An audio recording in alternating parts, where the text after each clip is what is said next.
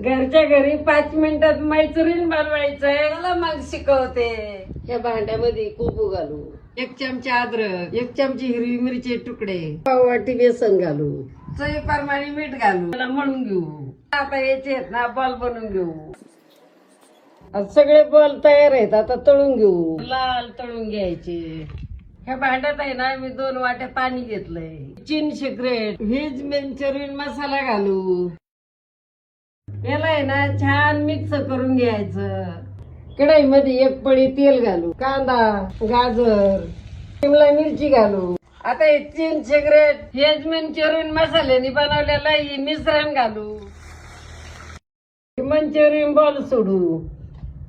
आपला गरमागरम मंचुरियन तयार आहे. करून सजवायला भात एकच नंबर. तुम्हाला असंच मंचुरियन बनवायचं असेल तर बच्ची गीट